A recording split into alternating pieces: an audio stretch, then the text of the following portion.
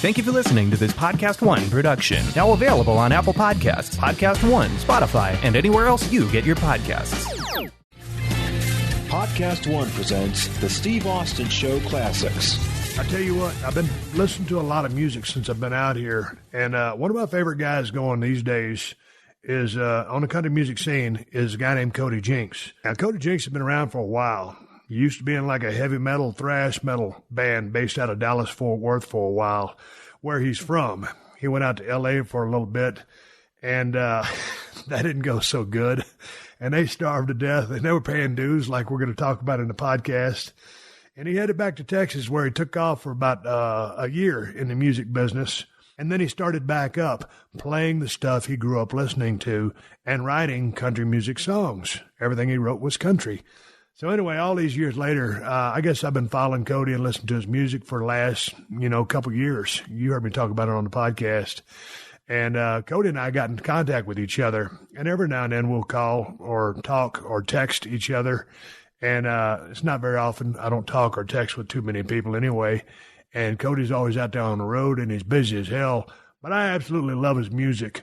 And we were talking the other day, and I said, hey, man, you just got 2 albums that just came out. I said, why don't you do my podcast? We can promote the albums, talk, and just shoot the breeze and talk about music. And so that's what we're talking about. And Cody is a real interesting guy, and he's a smart guy, and he's got a good head on his shoulder, and he kind of thinks things out. And he's kind of found a lot of success and been with a few labels, but now running independent again. And, and doing it.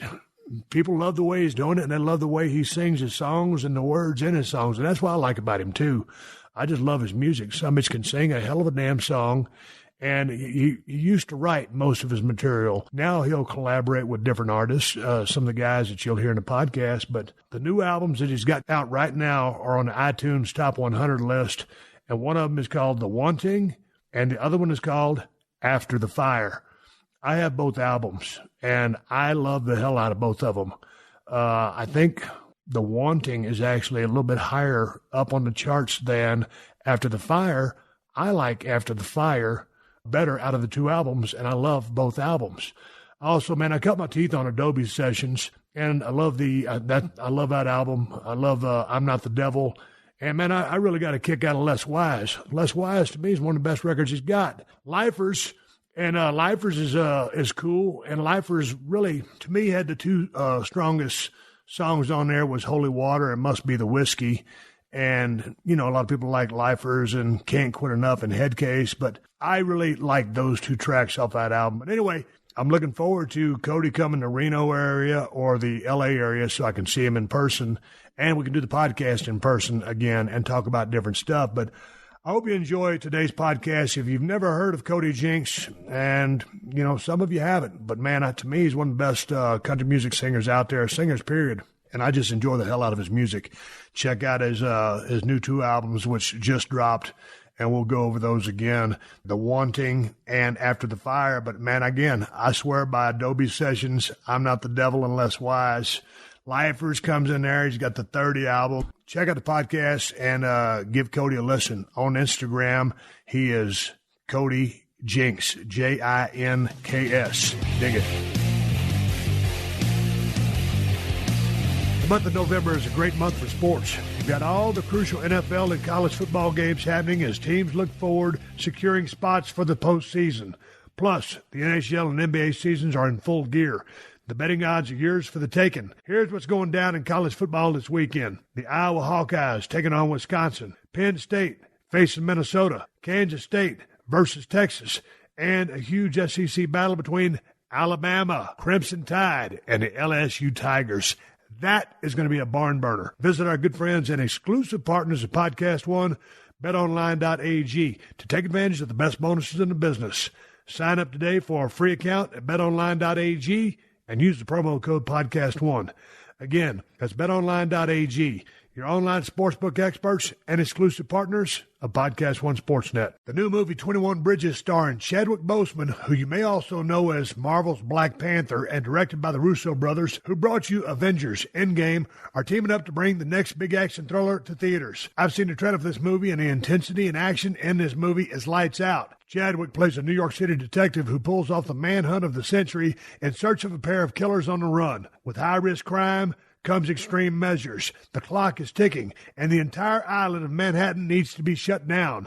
That means trains, rivers, tunnels, and all 21 bridges are on complete lockdown. Chadwick has an impressive cast alongside him, including Stephen James, Taylor Kish, J.K. Simmons, and Sienna Miller. You loved watching Chadwick in Black Panther, and you'll absolutely dig watching him own New York as the superhero of the streets. Check out 21 Bridges, only in theaters November 22nd.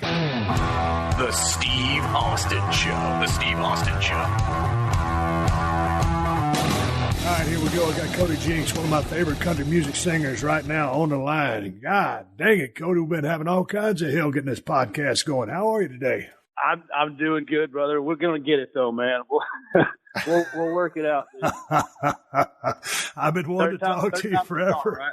Yeah, between the World Series and football. Last time I talked to you, the Astros were playing the Nationals, and god dang, it was Game 7. I thought the Astros were going to pull it off, and man, I give Washington Nationals so much credit, but I was really cheering for Houston. I imagine being a Texas boy, you were too. I tell you what, I didn't have a dog in the fight. I'm a Texas Rangers fan. So I figured. You know, being from the DFW area, I watched every game of that World Series except one. I missed one of them. And, most of them were pretty spread apart, point wise, except for the first game, I think was a 1-run game. But, I just enjoyed the series, man. Sorry about the Astros, though. Oh, man, I've got a chance to follow you on Instagram at Cody Jinks, and I see you've been throwing out a couple of first pitches to several Major League Baseball games. Are you a baseball fan? Is it something you grew up doing? I love it. I'm just a sports fan.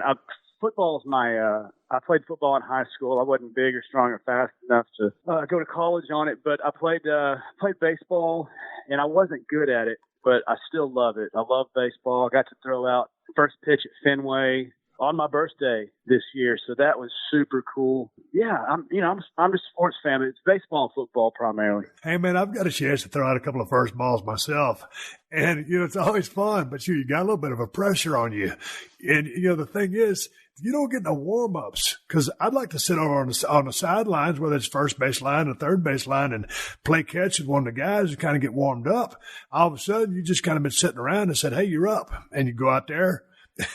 And hey, I'm Stone Cold Steve Austin. You're Cody Jinks. You want to throw one in the dirt. Are you nervous when you go up there and throw that first pitch? Yes.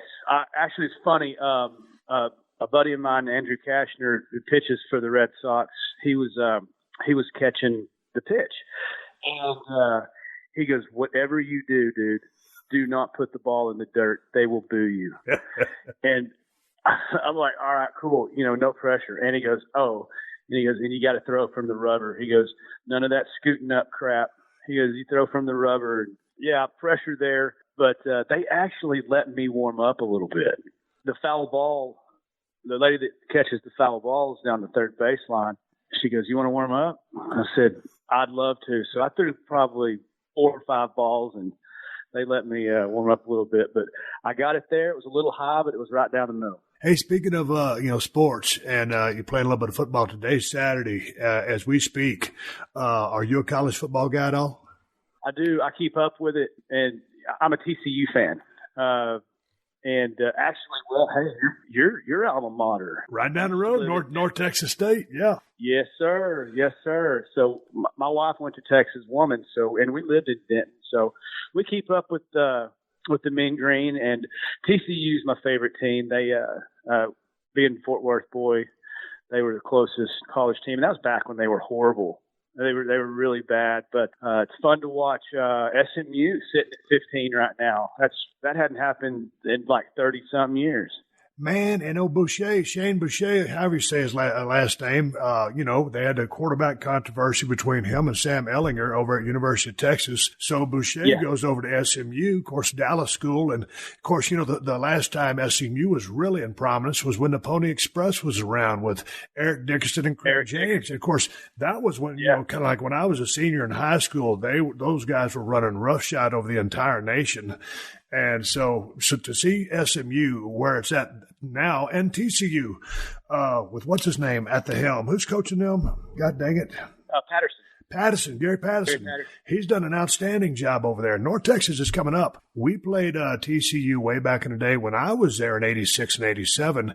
We were still a Division II school, and now they're Division I. And we went over there, and we should have beat those guys. And I'll be danged if they didn't beat our ass. And at that time they weren't so great, so we were going to go over there and whoop up on them. But it turns out we were I believe we were 3-8 and 2-9 the years I was in North Texas. But anyway, I digress. Do you have a favorite pro football team? Pro football team? Cowboys. Dallas Cowboys? Yes, sir. Dallas Cowboys. Die hard. Through and through. God dang it, man. Are you frustrated because they busted out of the gate? What were they, 3-0, something like that? They was coming in winning record, and then all of a sudden, and I love the Dallas Cowboys, but I love a lot of teams. I'm just a football junkie, and I kind of follow, coaches, players, storylines, what's going on where. And then I said, I don't want it to happen, but the wheels are going to fall off. And as I predicted, the wheels have fallen off. What do they do to get that thing on the right track? Fire Jason Garrett. And I hate to say that because I don't want to see anybody, lose their job or anything like that. But, it fell off. We started off going 3-0, and then we dropped 3. We dropped one to the Jets, man. They just came out and just, it was awful. It was ugly and awful. I think the pieces are in place. I'm a Dak Prescott fan. I mean, we got, Dak and Zeke and Amari Cooper and Cobb, and, our O-line's pretty banged up. Our tackles are hurting right now. But anyway, we had that week off. Maybe we can come back out and get it going. But, it's been fun to, our backup team is the Saints, my wife and I. My dad's from Louisiana, so we always watched the Cowboys and the Saints, and big Drew Brees fan. So it's cool to see Teddy Bridgewater go over and take over that team, and while Drew was out. So that's been fun to watch. 49ers are off to golly, they hadn't had this good a start since Montana was a quarterback there. So yeah, it's fun. It's a fun thing. We love it. My wife and I go to a different stadium every year for our anniversary. I think we've been to 7 different stadiums, and this year we went up to Kansas City, and we got to watch Patrick Mahomes play. Boy, that guy can sling it. Yeah, he's a fun guy to watch, and I was a little bit worried. Yesterday was the first day, or Thursday night football was the first night I got a chance to watch San Fran, and everybody, I knew they were undefeated. There was a hot team. And, hell, I'll tell you what, Kyler Murray and those guys, they turned it into a ball game, going towards the finish there. And I said, oh, holy smokes, they might end up beating these guys. If they had another 10 minutes, 5-8 minutes, they might have. But San Fran hung on. And it's good to see Garoppolo coming back from that injury. He's having a great year. All the pieces they got, they're dangerous as hell. And, boy, I tell you what, they're just a fun team to watch. Yeah, they are. Gosh, what was this? A 3-point game, like 28-25, something like that. That was final score. Super close, they are fun to watch. Anyway, that guy reminds me so much of Daryl Johnston. It's super fun to watch. Hey man, let's go back to you've got 2 brand new albums out. And both these things busted out, and you released one of them. Then a week later, you released another one. You came out with After the Fire on October 11th, and then a week later, you came up with The Wanting. Now, what was the strategy between releasing 2 albums a week apart? The original concept was to do a double record, and The Wanting is really talking about kind of the road life and trying to discover, go deeper into your art and just getting out and doing the thing. And then After the Fire is kind of more talking about the home life, the settling down, coming down period. So we ended up with 22 songs, and it was really easy to tell which songs were going to go on which record. So originally, like I said, we'd wanted to do a double record.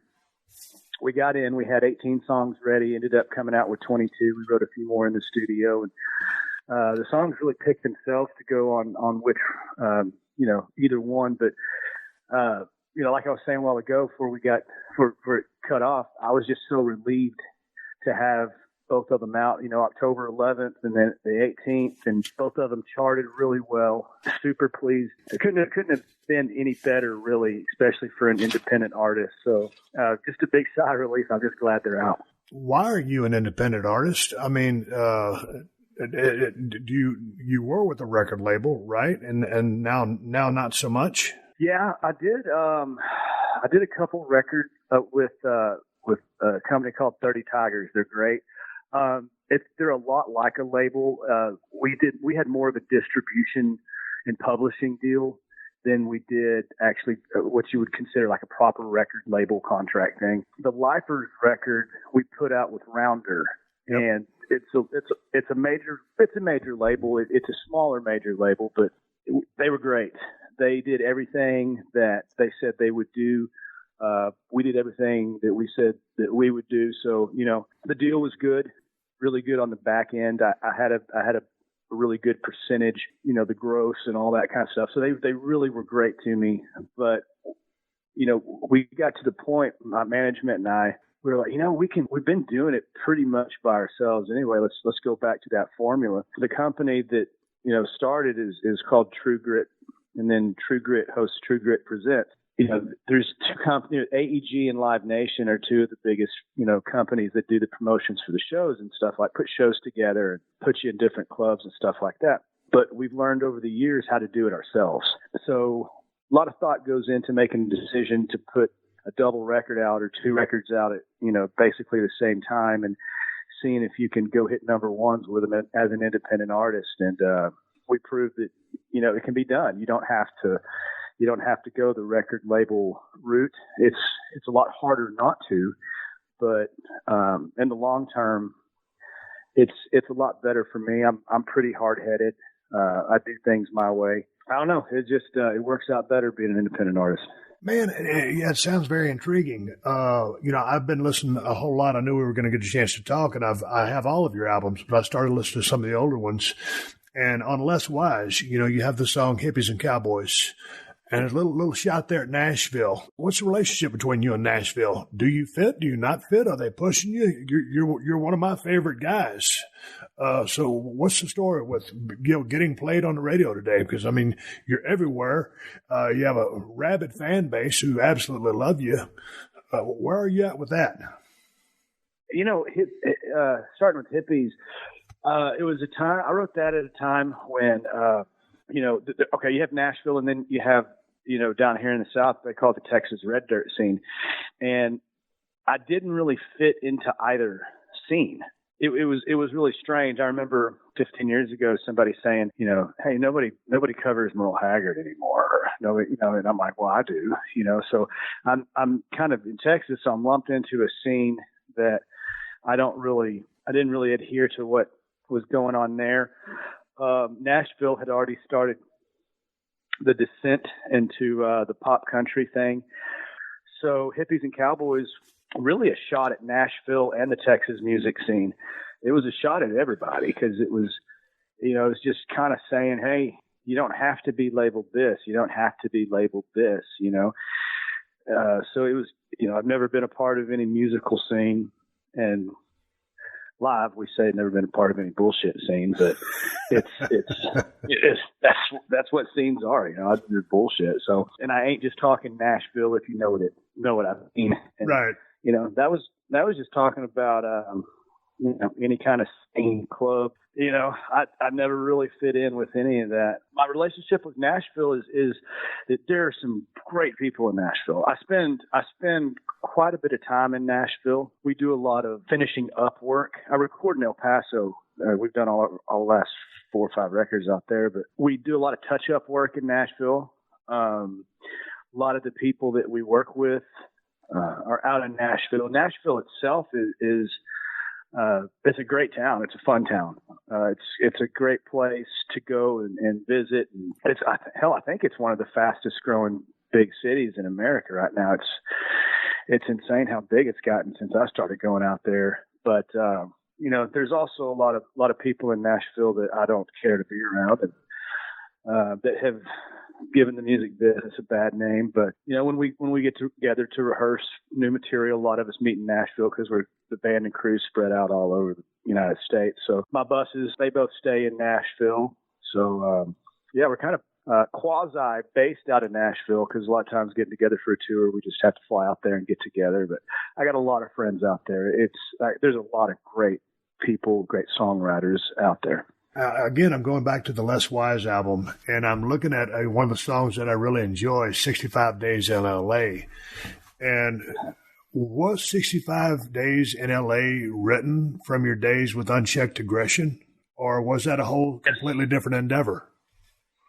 Oh, that was with Unchecked Aggression. That song.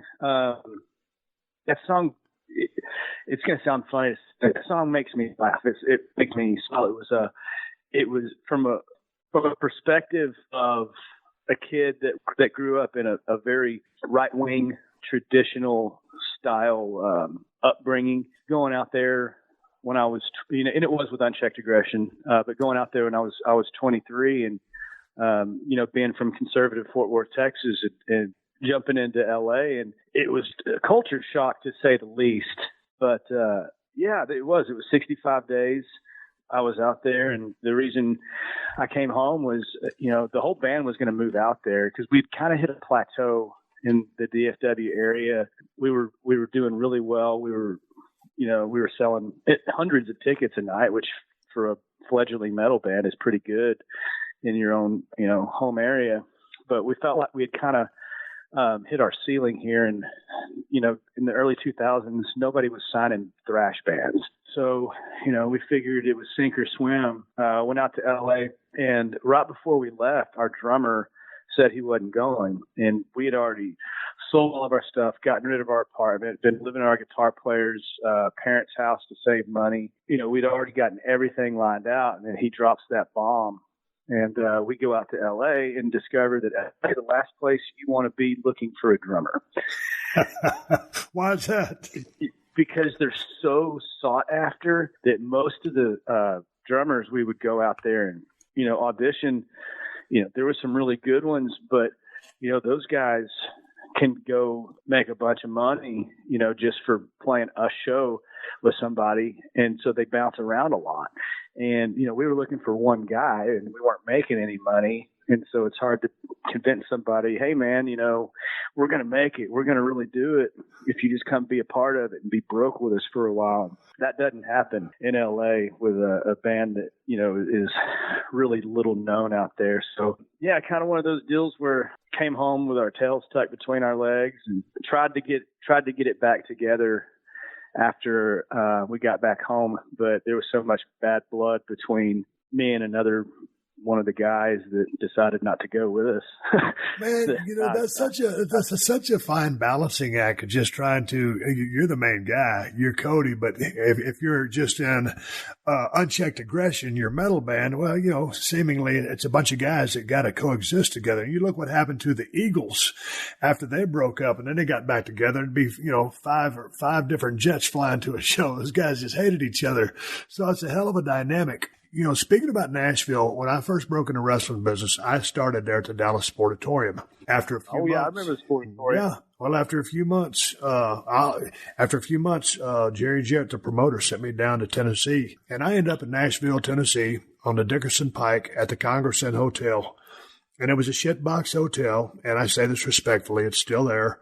And the people that ran it were nice enough to just let me pay whenever I had the money to pay. So, and that's how I got by. And I was damn near starving to death. When you guys were out there as Unchecked Aggression in Los Angeles, where were you staying? What was the lifestyle? Because I can imagine in the rock industry, it could be living a little bit fast. But tell me about the money situation and how you guys hustled or where you guys lived as far as paying your dues in the music business. I think shitbox is a good term for where we lived. And as far as the money situation, there was none. Paying your dues is paying your dues. And I'm a big fan of wrestling, and I've watched a lot of documentaries and some stuff that you've been in, and You know, you guys put in the long hours and the long drives and getting to where you have to get and go perform. And, you know, you and I, the business of both of what we do is very similar in that regard. We were broke. We were living on ramen noodles and Pabst Blue Ribbon, you know. It was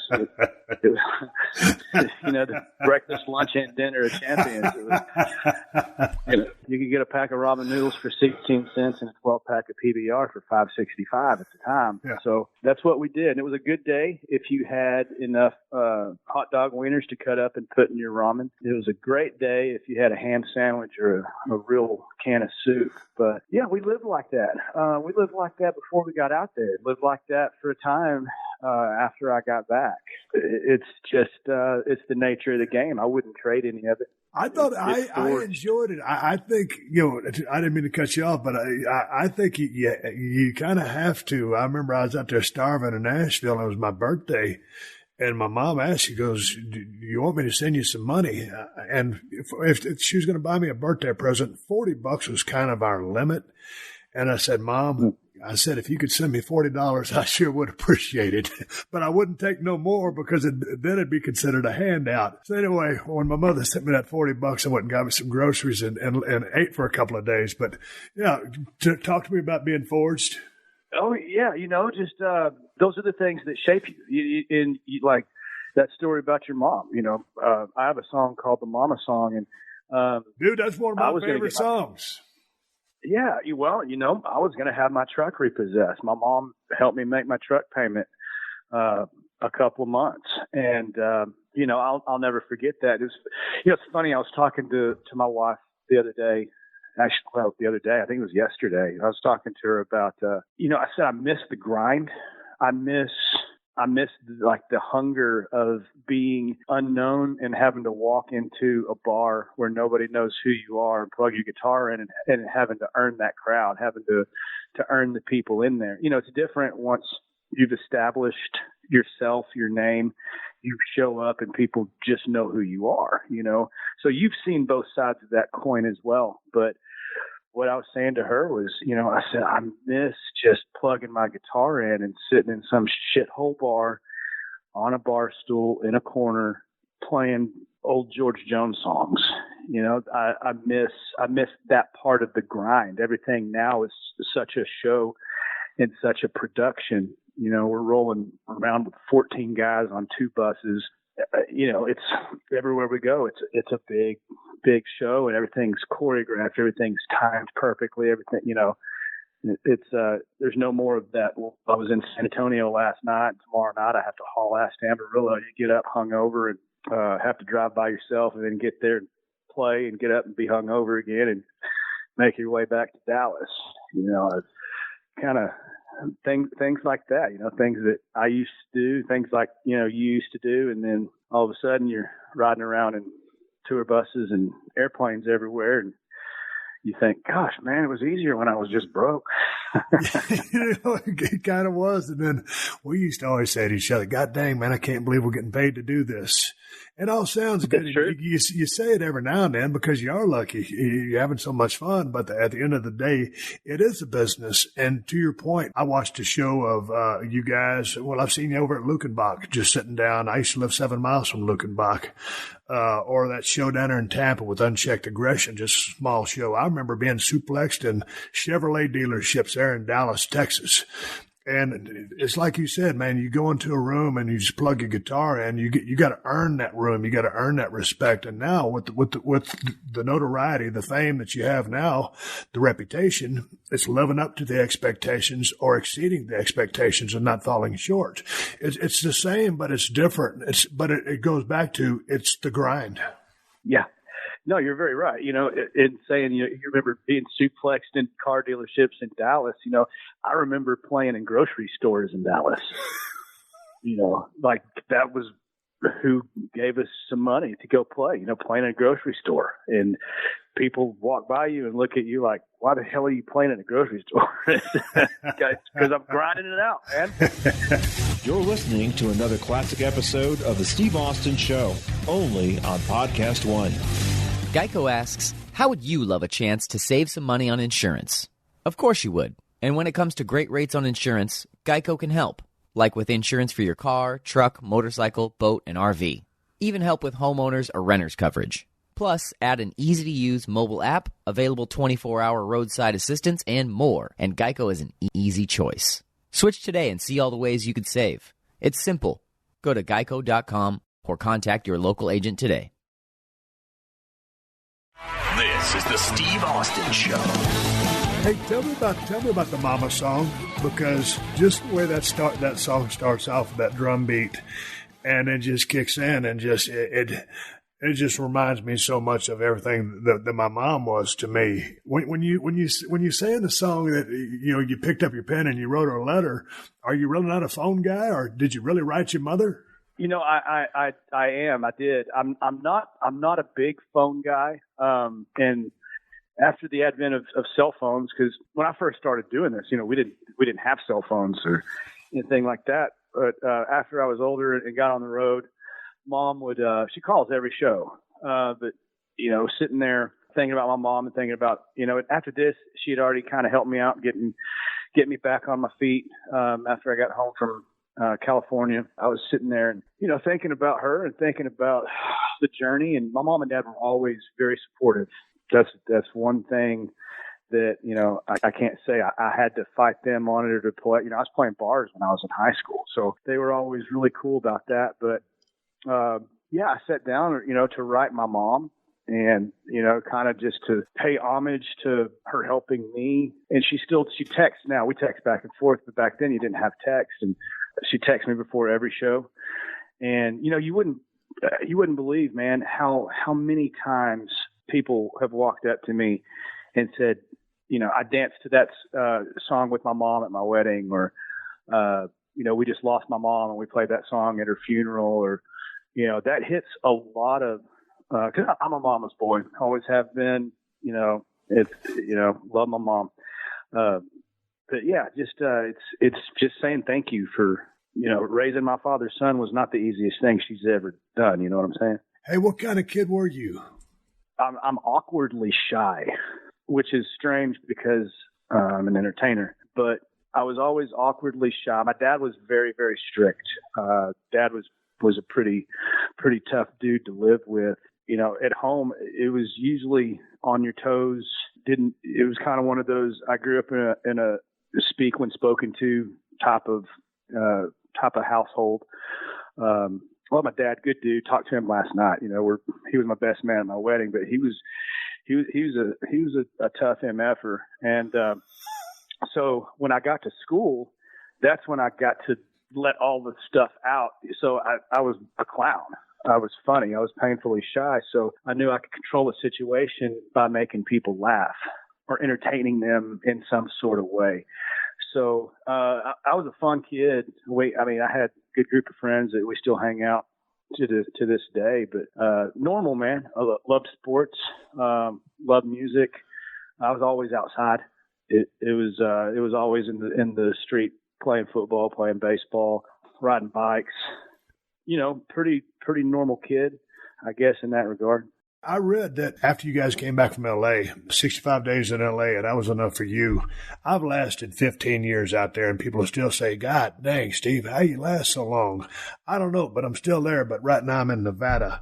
But I read that after you experienced what you experienced in Los Angeles, you took about a year off from the music scene, and then you kind of returned to your roots and started playing the country music that you grew up loving. I know you're a big Merle Haggard fan. So what did you do on your year off, and why did you take the year off? Was it that hard on you? It was. I was brokenhearted, man. I was completely devastated. I thought Unchecked Aggression was going to be, I thought that was it. I thought that was going to be, the typical, story like a Metallica or a Pantera or an Anthrax or whoever. A bunch of kids got together when we were 16, 17, 18 years old and had a 7-year run with it. After that band broke up, like I said, I was brokenhearted. I was devastated. I was 23.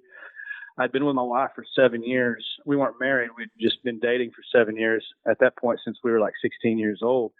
And I was a mess when I got back from LA. My band had broken up. I wasn't taking good care of myself. You know what I mean? And yeah, Yeah. Running fast. I had to get my head screwed back on. I knew I needed to make Rebecca my wife. I knew I needed to get back on my feet, just take some time off. So I got a job waiting tables at a Bennigan's and working the door at a bar in the Fort Worth Stockyards called the White Elephant Saloon. And didn't really mean to start writing country songs. I sold my heavy metal equipment. I still have my guitar that I play, but I sold my amplifier, my Mesa Boogie and my, big Marshall stack and, the big loud stuff. And I bought me an acoustic. And at that point, I hadn't played an acoustic in 6 or 7 years. I had this little one-room efficiency apartment, and I lived by myself. My wife was about to graduate college at that time, and everything I was writing came out country. It was really strange.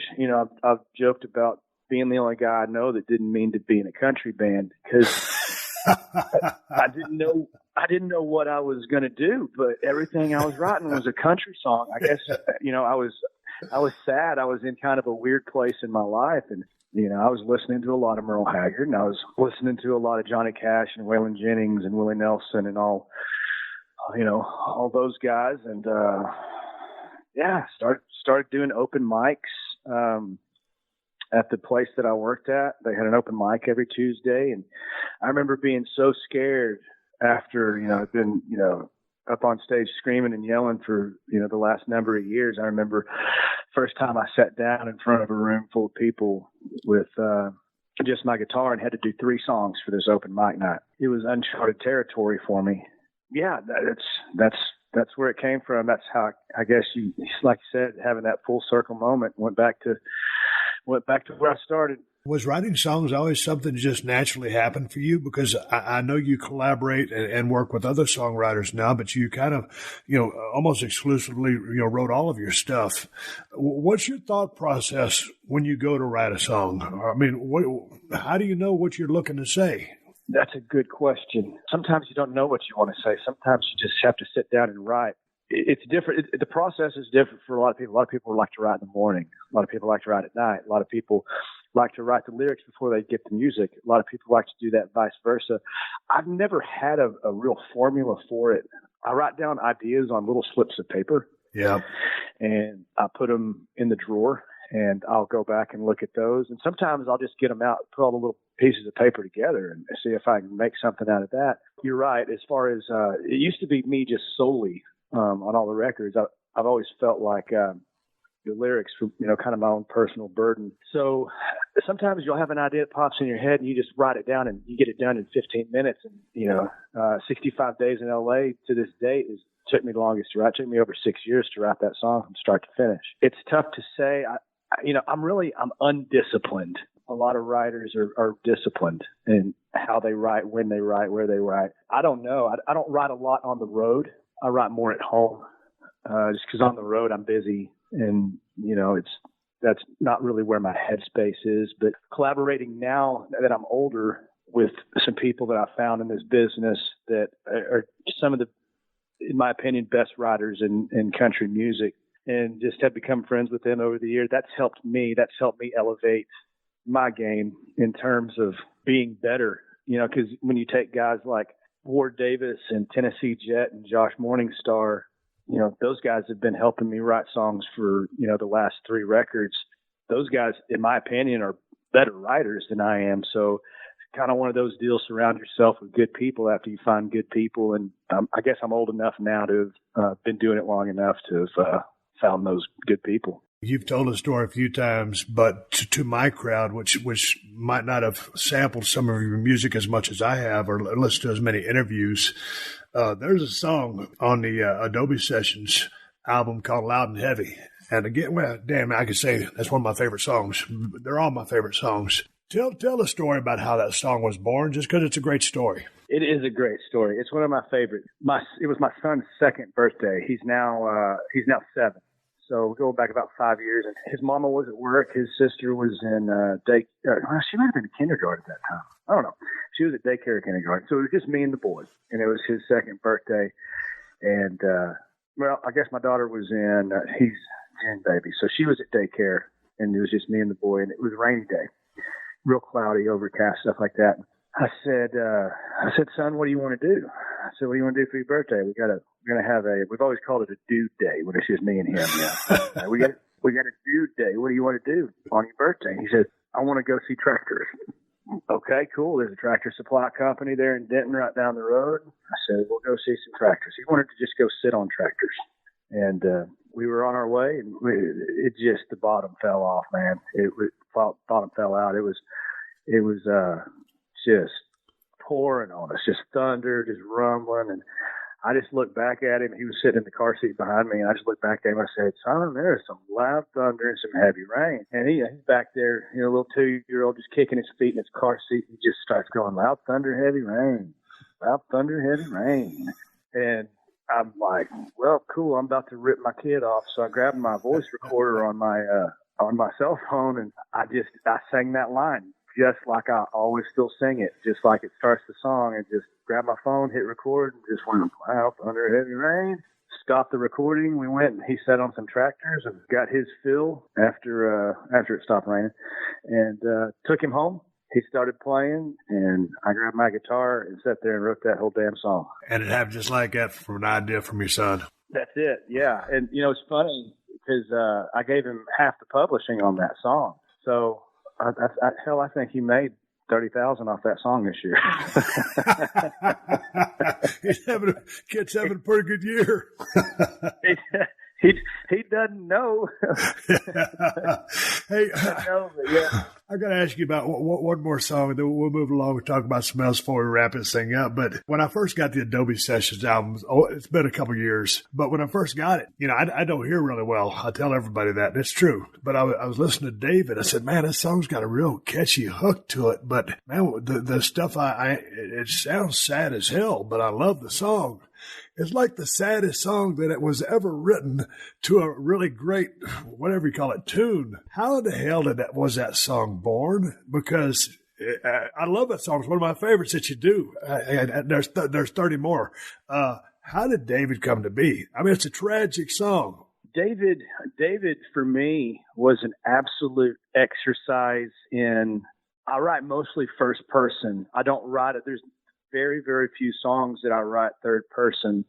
That was an exercise for me. And you're exactly right. You nailed it right on the head. The music is really fun and upbeat and catchy, and the lyrical content is absolutely devastating. So, I love, that kind of paradox of having a really fun sounding song that is really, really sad. I'm a big Chris Knight fan. And I don't know if you know who Chris Knight is. He's a Kentucky boy. He writes some of the meanest, saddest, catchiest songs. And I've always been a big, big fan of his. So, and that song really tried to dive into my inner Chris Knight. I get asked more about David than any song by far. Even Loud and Heavy, I get asked about David more, and people want to know, is it a true story? People want to know, did I actually serve in the Marines, and all this kind of stuff. And the answer is no, I didn't. I know that there's a lot of commonalities. Military guys ask me, police officers ask me all the time about that song, because a lot of those guys have lived through something like that. So, I think it was one of those deals where I'd heard a story about two guys going two different ways, type of thing. And that song took me about 1.5 years to write, but still one of the crowd favorites. That's one that you have to play every single night. That one never gets kicked out of the rotation, and people rock out to it too, but it's I don't know, it's fun. It's a fun song. It's just really sad. It's the funnest sad song I've ever heard in my life. When you're in the middle of writing a song, if that one took you 1.5 years, or that other one took you 6 years, when you're in the middle of something, you ever say to somebody, hey man, I got this song, maybe you could help me out? Or do you keep it to yourself because you want to finish yourself? How do you balance that? That's another great question. It goes both ways, Steve. It's kind of one of those deals where if I get stuck on something and I feel like it's going to be a badass song in the end, it's hard to go to another writer and go, hey, I'm stuck. Can you help me finish this? Now, you have to think to yourself that this writer is going to help make this song better. And the way it goes is, and people do that with me too. I'll throw you an idea. If it doesn't work, it doesn't work. And, the writers that I trust, that I feel like are all really, really good writers, that's the way we all approach it as well. It's, it's your A material. So whenever you're throwing somebody your A material, it's kind of a vulnerable situation. Writing is it's a really personal thing. So it goes both ways. If somebody gives me some of their A material and I know they're not holding back, I feel like it's my job to help make that song better. A prime example is there's a song off of the new record called Tell 'Em What It's Like. And it's a song that I'd started writing for my wife because there's a really ugly side to living with somebody that does what I do for a living. And, in terms of, me coming home and having been on the road and I'm moody and I just want to be left alone and, but you got a wife to take care of and kiddos to take care of and stuff like that. And everybody sees this very glamorous side. So they don't see whenever I'm at home and I'm being a grumpy asshole and everybody wants to talk to my wife about how cool it must be to be married to me, when in fact it is probably not always cool. I had two verses to that song, Tell 'Em What It's Like, and I couldn't finish it. I knew we needed one dynamite chorus to make it happen. And I was sitting on that song 4 or 5 months, and Josh Morningstar came over to the house to write with me. And I showed it to him. He's married and has kids as well. And he's a road dog too. And, he teared up and he goes, "Oh my God, dude." He goes, "People have been trying to say that for years." And he just ripped the chorus out right then and there. He's like, "Play it again." So I played him the 2 verses again. And he went right to the chord progression on the guitar, and that never changed. And then he started just spitting the chorus out. And it was kind of one of those like, holy shit, that's awesome. Like, yeah, keep going. So that, prime example of having another songwriter that you trust, come in the middle of a song and he made it so much better. It's got to be an interesting dynamic, a song like that, and then almost like you're pouring your heart out, or here's your A material. Keep it like a guy. Here's my A material, but God dang, it's a good tune, and he feels the vibe and knows where you're coming from. And I would imagine you guys are probably more than just good friends, right? Yeah, or not more than business partners, but really good friends to be able to share something like that. Or is it purely business? No, not at all. Like I was saying a while ago, writing is really a personal thing. The people that I choose to write with, I've been writing with, for years now, and we know each other like very well. We've gone through births and divorces and, good shows and bad shows together, being broke down on the side of the road together. So you do create that bond. And when if I go to one of those guys or girls and say, "Hey, this is where I'm at," they've known me well enough to know how to write for me. Just like my buddy Ward Davis was going through a divorce, and we wrote a song called Colorado for him, and both of us ended up recording in our records. But I had to get, and just knowing him and having been friends with him for so long, I had to get into his headspace and write like him, from his perspective while we were writing that song, because that song wasn't about my life. That song was about his life. So that's interesting. Yeah. It's you really, have to trust that person. And that's, I've cited these guys before, like your Merles and Whalens and Willies and your Johnny Cashes and your Chris Christophersons, all those guys that used to record each other's songs. Write songs together, perform together, and I'm not comparing us to them by any, stretch of the imagination, but, it's the same kind of concept. Some of the guys you just mentioned, would have been considered part of the outlaw country music scene way back in the day. And sometimes, kind of some of the guys that you tour with, yourself, like a Sturgill Simpson or Whitey Morgan, or would Chris Stapleton or Jamie Johnson be included in there? Sometimes you're equated with outlaw country music. Where do you stand on that? Because when I see Cody Jinks, I just see or hear a really great artist who's singing really great songs. I don't really understand the outlaw part. Can you explain that for me? Does that make sense?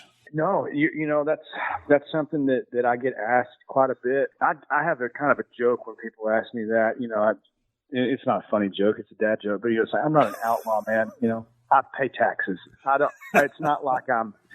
You know, I mean, when Waylon was running around, you know, with the Hells Angels, like that's outlaw shit. You know, like the term outlaw, you know, it's more of a.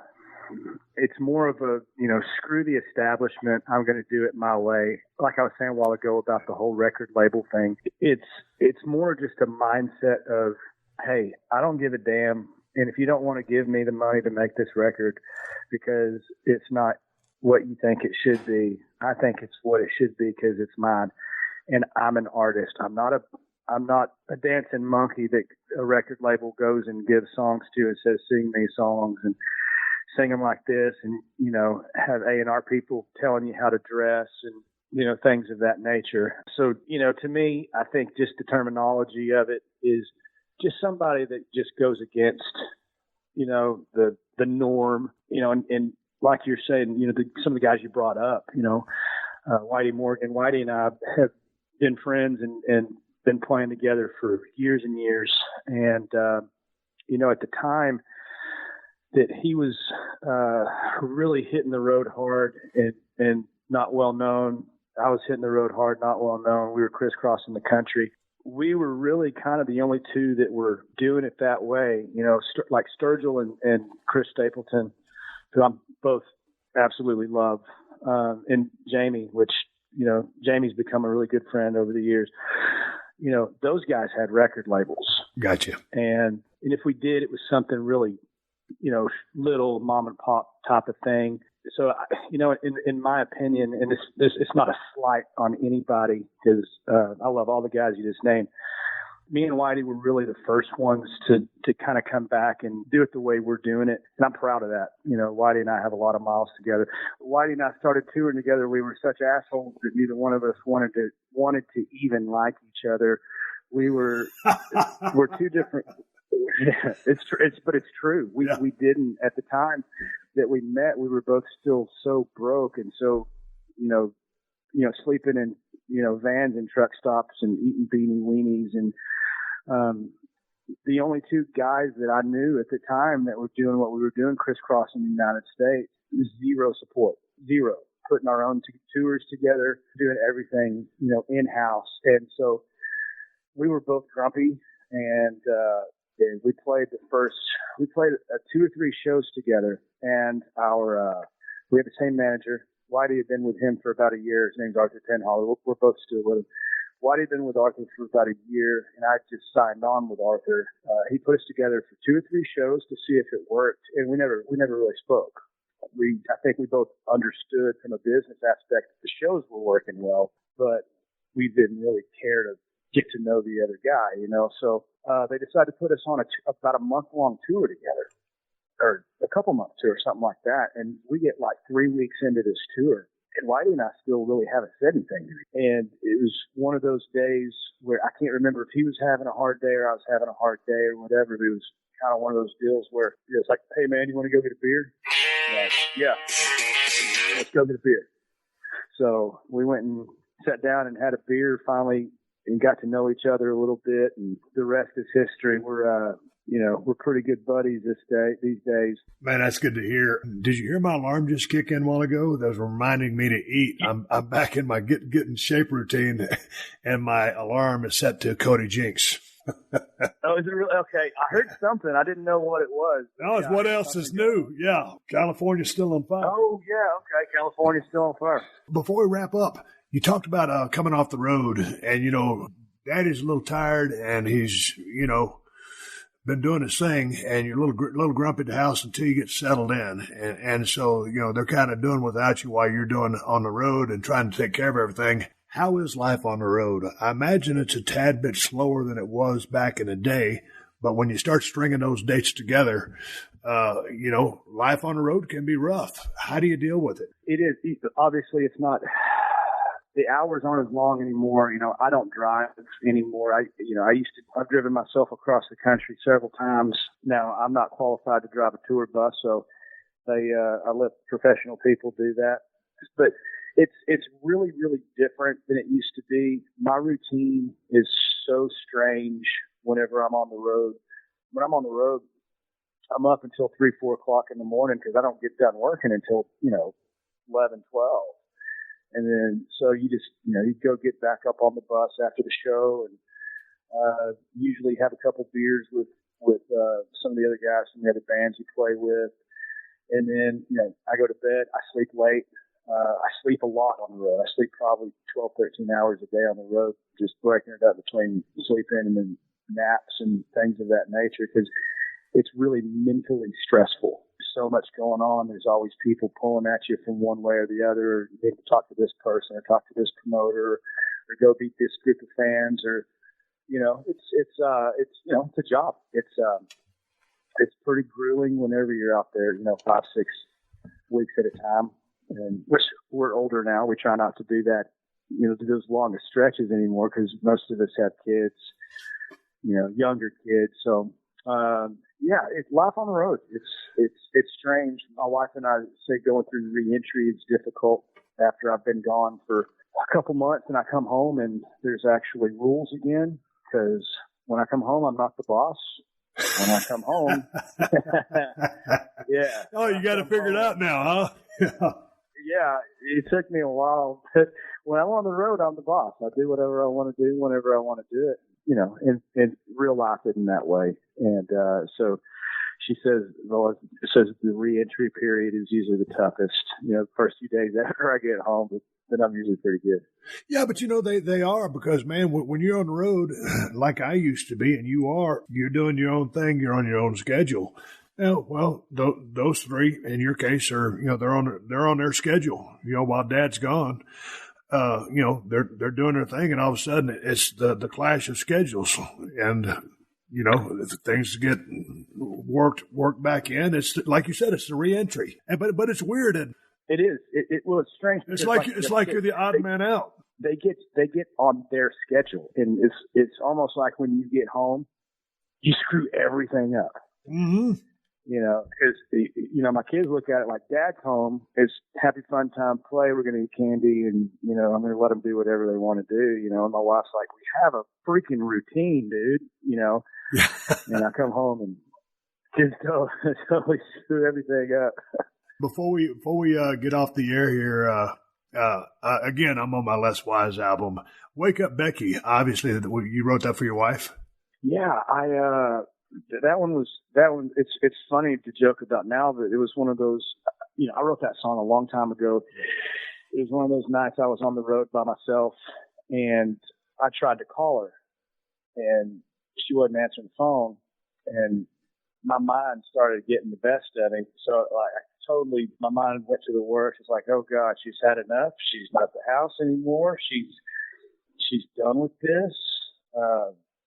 All these things, and I start thinking about the worst. Well, I get to where I'm going that night, stop, sleep, wake up the next morning, she called me back, and I'm like, where were you at? She was like, I was asleep.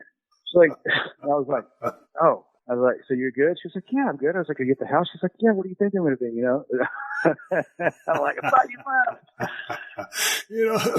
left.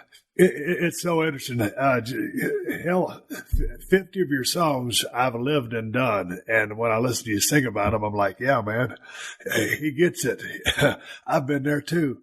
So I continue to enjoy your music. And if you ever get out to Los Angeles, we got to talk in person. And I'd love to see you live, come to your show. Or if you're in the Reno area, when we're out here in Nevada, if you ever play Reno or something like that, or if you're in Vegas, hell, I'll drive to Vegas and see you. But we got to do this live, and I'd love to see you live. But I sure have enjoyed, the few conversations we've had or text every here and there. I appreciate the music. When I used to drive up down the road, I was listening to Merle Haggard, George Jones, Conway Twitty, Keith Whitley, Conway Twitty, just my guys. Hell, Alabama was great back in the day. Just I can't remember the rest of them, but these days I still listen to those guys. But most of the time these days when I'm riding down the road, I've got something from Cody Jinks playing on my iPhone. So thanks for all the music.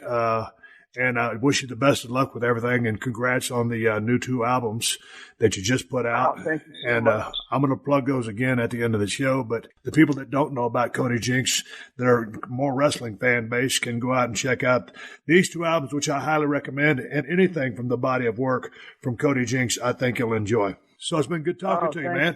Hey man, it's been great talking to you. And can I end on this one thing? This is super funny. Oh, absolutely. You know that my son was you for Halloween, right? I told you about that, showed you the video? Yeah. Okay. Now, the other night, we're up in Silverton, Colorado. We got a place up there this year, and Halloween. We just got back yesterday, and he was walking around the neighborhood as Stone Cold Steve Austin. The first house he goes to, we've never met this neighbor. First house he goes to, she opens the door. He says, trick or treat. He and my daughter say trick or treat. She gives him candy. In 7, he didn't say thank you. The first thing he said was, "Can I get a hell yeah?" And her husband was standing behind her, and he goes, "Hell yeah, Stone Cold!" And she started laughing. He started laughing. I was laughing, and I was like, "Dude, say thank you." So he's walking back up, and I go, "Hey man," I said, "that was really funny, but that's probably not how you need to." Just say, every house he goes to. Anyway, I had to tell you that. It was so damn funny. Oh, that's great. Glad it was me.